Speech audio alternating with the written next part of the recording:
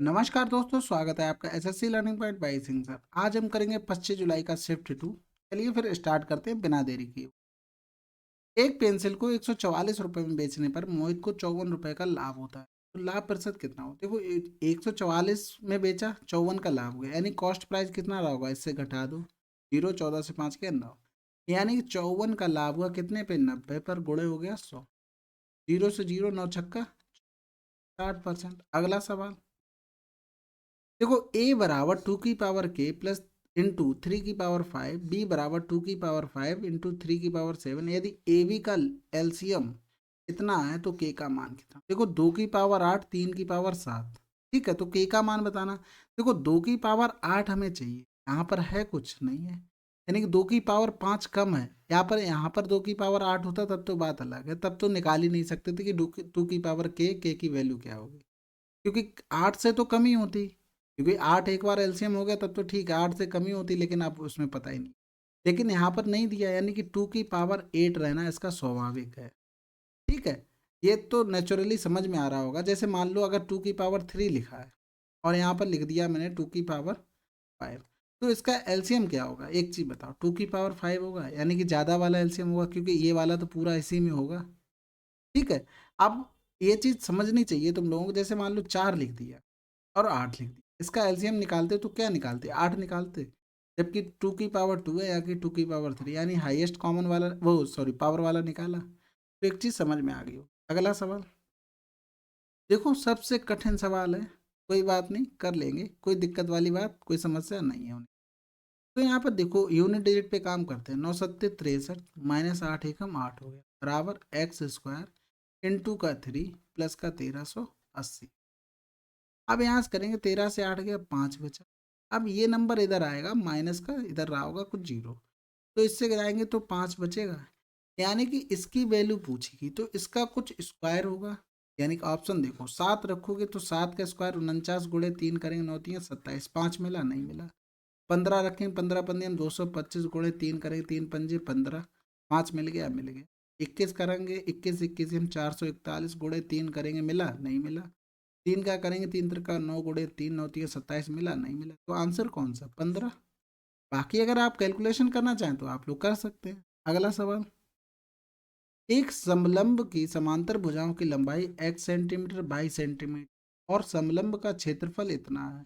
समांतर भुजाओं के बीच की दूरी क्या होगी? देखो समलंब चतुर्भुज का क्षेत्रफल होता है 1/2 समांतर भुजाओं का योग इंटू हाइट होती है। अब ये तुम्हें दिया गया क्षेत्रफल 1/2 x² माइनस का y², ये दिया गया। अब जो भुजाएं थी तो वो x+y थी, यानी x+y दोनों को जोड़ दो इंटू एच। ये तो 1/2 काट ही दो, उसको लिखने की जरूरत नहीं। तो x माइनस वाई और x+y, ये तो कैंसिल आउट हो गया, तो हाइट कितनी आ गई? x-y। अगला सवाल, 12 संख्याओं का योग इतना है तो 12 संख्याओं का औसत कितना होगा? ये भी नहीं कर पाओगे तो फिर क्या करोगे? अगला सवाल देखो, बिल्कुल सिंपल सवाल है, चलो इसको सॉल्व करते हैं। देखो यहाँ से पहले क्या क्या कट रहा है, 2 दूनी 4, 5 दूनी 10, 2 से 2 कट गया, 3 दूनी 6 आ गया। यहाँ बचा कितना? 2 प्लस 8 एलसीएम ले लिया, यानी 3 से 1 गया, 2 बचा, यानी कि 2/8 हो गया। 2 चौकू 8, 4 दूनी 8, 8 से 1 गया, 7/4 आंसर। अगला सवाल, एक आयत की चौड़ाई एक वृत्त की त्रिज्या की 4/5। वृत्त की त्रिज्या एक ऐसे वर्ग की भुजा की 1/5 है जिसका क्षेत्रफल 625। यदि आयत की लंबाई 20 सेंटीमीटर है तो आयत का क्षेत्रफल ज्ञात कीजिए। देखो a² बराबर दिया था 625, जब वर्ग की भुजा मान ली a, तो a बराबर कितना आ गया? 25। वृत्त की त्रिज्या यानी कि r बराबर 1/5 है किसका? 25। तो कितनी आ गई? 25 नहीं, r बराबर 5 आ गया। तो आयत की चौड़ाई वृत्त की त्रिज्या कितनी आई? 5 का 4/5 है, यानी कि चौड़ाई कितनी आ गई? 4। लंबाई तुम्हें दी गई थी 20। एरिया तुमको पता ही है, L/B, आंसर 80। अगला सवाल, एक व्यक्ति मासिक आय 40,000 थी, वह अपनी आय का 25% बचाता है, उसकी आय में 15% की वृद्धि होती है, उसके व्यय में 20% वृद्धि, तो उसकी बचत में हुए परिवर्तन का परसेंटेज बताओ। देखो 25% अगर वो बचाता है, सेविंग करता है, तो खर्च कितना कर रहा है? 75%। 25 से कम 25, 25 दिया 75। आय में 15% की वृद्धि होगी। आय में मिलती किससे? बचत से और खर्च से। बचत कितना था तुम्हारे, बचत में वृद्धि नहीं पता है, लेकिन व्यय में पता है 20%। इनका अनुपात क्या था, 3:1। देखो यहाँ पर एक्सपेंस लिखते हैं, यहाँ पर सेविंग लिखते हैं, उसी का अनुपात नीचे लिख दिया। इनका डिफरेंस 5 का, 1 = 5 तो 3 = 15 हो गया। ये 15 से ज़्यादा तो ये 15 से कम रहा होगा, यानी कि 0%। अगला सवाल, दो ग्रामों की लंबाइयाँ, चौड़ाइयाँ और आयतन का अनुपात इतना है, ऊंचाइयों का अनुपात कितना, तो सिंपल है, वॉल्यूम V1/V2 2/3 दिया, तो B1 की जगह क्या लिख सकते हो, L1 B1 या H1, L2 B2 H2, यानी हमें निकालना H1/H। तो देखो लंबाइयाँ 4/5 है, यानी कि लंबाई L1/L2 कितना है, 4/5। B1/B2 कितना है, 3/4।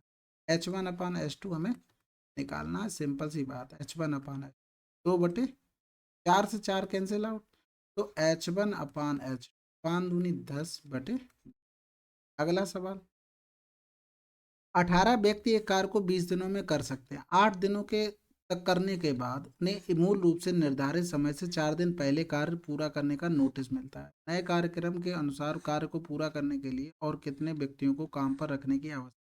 तो सिंपल सवाल है, 18 व्यक्तियों का 20 दिन का काम था, लेकिन हुआ क्या, उन्होंने 8 दिन के बाद कहा, यानी कि 18 का 12 दिन का काम बचा हुआ था, लेकिन 12 दिन से भी 4 दिन कम करने थे, यानी 8 दिन में उन्हें करते तो कितने आदमी लगते, 4×3 = 12, 4×2 = 8 हो गया, दोने में 18, यानी कि 4 दिन अगर पहले करते तो 27 आदमी लगते, यानी 18 से कितना बढ़ाते, 9 आदमी बढ़ाते। अगला सवाल, 6,000 की धनराशि पर 8.4% साधारण ब्याज की दर से 5 वर्ष में अर्जित ब्याज की धनराशि क्या, सिंपल लगा दो फार्मूला, अगर याद हो तो। ये भी नहीं याद होगा तब फिर क्या करोगे जिंदगी में, बटे 100 हो गया, 2 जीरो चले गए, 1 पॉइंट चला जाएगा इस, तो 5 चौकू 20, 5 अट्ठे 40, तो 42, 0 6 दूनी 12 आ गया, 6 चौक 24, 2520।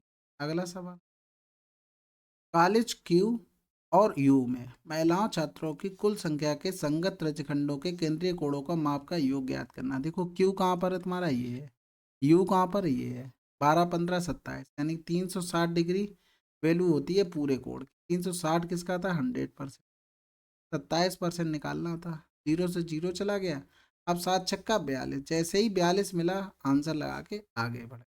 यूनिट डिजिट के नाम की भी कोई चीज होती है। अगला सवाल, देखो बिल्कुल सिंपल सवाल, 5 छक्का 30 हो गया, 6 सत्ते 42 हो गया, के बराबर कितना आ गया, 7 आ गया। अगला सवाल, जब किसी संख्या के 12.5% में 175 जोड़ा जाता है तो परिणाम के रूप में वही संख्या प्राप्त, मान लो संख्या x थी, इसका 12.5% 1/8 होगा, इसमें 175 जोड़ा जाता तो संख्या क्या वही मिलती। ये वाला पूरा टर्म इधर ले आओ, यहाँ से कैंसिल करके क्या आ जाएगा, x/, 8 एकम 8, 8 से 1 गया, 7x/8 बचा, 7 से काट दो, 7 दूनी 14 हो गया, 7 पंजे 35 हो गया, 25 अट्ठे। अगला सवाल, प्रत्येक ब्रांड के प्रत्येक ट्रक में 8 टायर हैं, प्रति ब्रांड टायरों की औसत संख्या ज्ञात कीजिए। बिल्कुल सिंपल सवाल है, सबको जोड़ दो, 5 5 10, 10 6 16, 16 4 20, 20 और 10 30 की 0 से लगा 3, 4 3 7 3 10, 10 3 13, 13 4 17, 17 4 21 हो गया। सभी में कितने टायर थे, 8, 8 का गुणा कर दो, टोटल कितने थे 20, 6, यानी 6 से डिवाइड कर दो, 2 3 6 हो गया, 2 चौकू 8 हो गया, 3 सत्ते 21, 7 चौक 28, 280 आंसर। अगला सवाल, एक दुकानदार एक वस्तु जिसका अंकित मूल्य 1,000 है 20% 15% की दो क्रमागत छूटें दे रहा था, जबकि दूसरा दुकानदार उसी वस्तु पर 33% की एकल छूट दे रहा था। वस्तु की बिक्री पर दोनों दुकानदारों द्वारा दी गई छूट की धनराशि धनात्मक 20% 15% की एकल छूट कितनी होगी, 20 और 10 30 35 हो गया, माइनस का 20 पंजे 100 पानती है। समझ गया ना कैसे किया, 20 × 15/100 कर दिया, और माइनस का 20 पंजे 100 पानती है 15। इतनी तो कैलकुलेशन आपकी अच्छी हो। तो यहाँ बचा कितना, 32, एक तरफ दे रहा 33, डिफरेंस कितना 1%, यानी 1,000 का में 1% निकालना, आंसर आ गया 10। अगला सवाल, किस वर्ष गेहूं का उत्पादन अधिक था, ये तो देखते ही समझ में आ रहा होगा, केवल इसमें अधिक था, 2005 आंसर। अगला सवाल, एक बैग में 50 पैसे 25 पैसे 20 पैसे और 5 पैसे के सिक्के समान संख्या में है, यदि इन सभी सिक्कों का कुल मौद्रिक मूल्य 55 रुपए है तो इन उसमें प्रत्येक मुद्रा के कितने सिक्के। देखो इसे या तो 1 मान के कर लो या x मान के कर लो। यहाँ x मान करोगे तो 50 पैसे हैं, बटे 100 करेंगे तो 1/2 हो गया। इसी तरीके से 25 चौकू 100, पैसे को रुपए में चेंज कर रहा हूँ। इसी तरीके से 20 पैसे 20 पंजे 100। इसी तरीके से 5 पैसे 5 दूनी 10, बराबर कितना दिया 55 रुपये। तो इनका सबका एलसीएम कितना हो गया 20 हो गया। तो यहाँ कितना हो जाएगा 10, यहाँ 5 हो गया, यहाँ 4 हो गया, यहाँ पर 1 हो गया, यानी 10 5 15, 15 4 19, 19 और 1 20, 20 से तो 20 कट गया ना, समझ में आ गई ना। तो बचा क्या x बराबर 55, यानी कि x की वैल्यू थी 55। तो पूछा प्रत्येक मुद्रा में कितने सिक्के थे, 55 सिक्के थे। अगला सवाल, यदि ब्याज त्रैमासिक देय हो तो 12,000 की राशि पर 10% वार्षिक दर से 3 महीने का ब्याज कितना हो। देखो 3 महीने के कह रहे हैं, यानी कि सिंपल सा निकाल दो, 12,000 गुणे 10 गुणे 3/12 बटे कर दो 0 से 0 चला गया, 3 चौकू 12 हो गया। ये हो गया कितना, 2 जीरो थे ना 25, तो 25 दूनी 50, 25 से कम 25 और 5 थी। आंसर आ गया, डायरेक्ट फार्मूला लगा दिया और थोड़ी ना कुछ किया। अगला सवाल, 800 मीटर लंबी एक ट्रेन एक स्थिर खंभे को 72 सेकंड में पूरी तरह से पार कर सकती है। 1200 मीटर लंबी एक ट्रेन भी एक स्थिर खंभे को 72 सेकंड में पूरी तरह से पार कर सकती है। यदि दोनों ट्रेनें एक ही दिशा में चल रही हों तो धीमी ट्रेन के पीछे से आने वाली तेज ट्रेन धीमी ट्रेन को कितने समय में पार कर सकती है। यानी कि दोनों की चालें निकालनी, यानी कि पहले वाले की चाल हो गई 800/72, दूसरे वाले को हुई 7200/72, सॉरी 1200/72। ठीक है, अब देखो अब क्या है, दोनों ट्रेनों को हमें डिवाइड करना है, दोनों ट्रेनों की लंबाई को, यानी कि 12 8 20 2000। अब हमने ये काटा इसलिए नहीं क्योंकि मुझे पता था एक ही दिशा में चलने होना है डिफरेंस, यानी कि इनका डिफरेंस 12 से 8 गया, कितना बचा 400/72, क्योंकि एलसीएम लेना पड़ता तो 72 चला गया ऊपर। तो ये 0 से 0, 4 पंजे 20 हो गया, 5 दूनी 10, 5 सत्ते 35 सेकेंड, 360 सेकंड आ गया। तो इस तरीके से हमने अप्रोच किया कि मुझे पता है डिफरेंस करना, 72 सेम मिल गया था, नीचे मैंने नहीं काटा। अगर मैं काट देता तो 8 नेम 72, 12 छंग 72, फिर एलसीएम लेना पड़ता, फिर ऊपर जाते फिर घटाते, तो वो सब नहीं करना पड़ा, बिल्कुल सिंपल हो गया। अगला सवाल, 8 छात्रों द्वारा अर्जित औसत अंक 72 है। यदि 3 छात्राओं के अंकों को भी इसमें शामिल कर लिया जाता है तो औसत अंक में 3 की वृद्धि होती है। तीनों छात्राओं द्वारा अर्जित औसत अंक क्या है। देखो 8 छात्रों ने 72 किए, अब जो 3 छात्र आए हैं वो क्या हुआ, एवरेज में 3 की वृद्धि कर, यानी कि वो एवरेज से कहीं ना कहीं ज्यादा लाया, यानी तीनों 72 प्लस 72 प्लस 72, यानी तीनों इतना तो लाए ही होंगे। ठीक है, अब इससे ज्यादा एवरेज में वृद्धि कितनी होगी, 3 की वृद्धि हुई, यानी कि टोटल लोग कितने हो गए, 8 पहले थे 3 11 हो गए, यानी 11 तियां 33 की वृद्धि हो। ठीक है, तो यहाँ से करेंगे 3 दूनी 6, 3 सत्ते 21, प्लस का 11 तिया 33, 3 लोगों का करना है, यानी 3 से डायरेक्ट डिवाइड कर दो ना, 3 सत्ते 21, 3 दूनी 6, ये 11 हो गया, 2 1 3 7 1 8 हो गया, यानी कि उनका एवरेज कितना रहा होगा 83 रहा।